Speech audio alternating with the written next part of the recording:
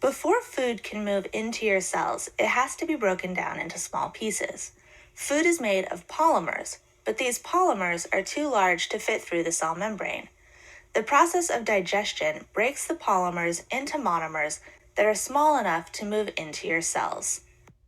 The majority of digestion occurs in the small intestine. The small intestine is full of enzymes, which are special proteins that help break molecules apart or put molecules together. Polymers from food enter your body through your mouth.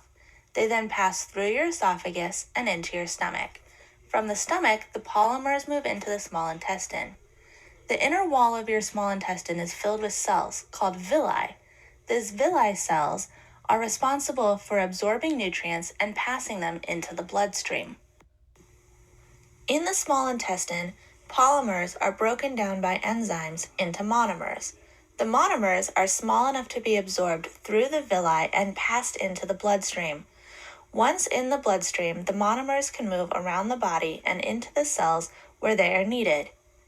Once inside a body cell, the monomers can be used to build new cell components. If your cell needs to grow, it will need to make more cell membrane, more ribosomes, etc. These cell components are made out of large biomolecules called polymers. The cool thing about biosynthesis is not only can monomers, such as amino acids, be put together to make polymers, such as proteins, but the atoms from one type of monomer can be arranged into another type of monomer to make even more different polymers. So, in review, digestion breaks polymers into monomers, and biosynthesis builds polymers from monomers. These processes are opposites. Now let's dive a little deeper. Zooming in on the process of digestion. Another name for digestion is hydrolysis. The word hydrolysis means to split using water. During digestion, polymers are combined with water to make monomers. Notice how the polymer splits and an oxygen atom is exposed. A water molecule also splits, and one hydrogen from the water bonds to the exposed oxygen. This monomer is now complete. The remaining OH from the water binds to the remaining monomer, where its oxygen was removed. In the end, both monomers have an atom of oxygen and an atom of hydrogen attached to where they used to be bonded together. Zooming in on the process of biosynthesis.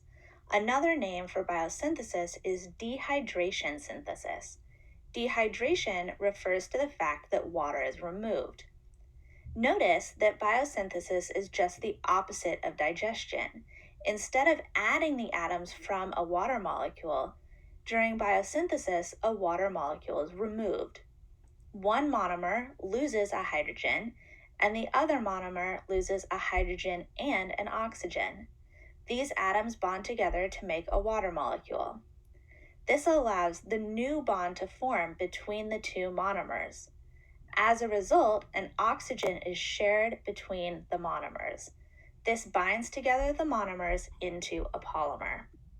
Digestion breaks down large molecules so they can move into the cell.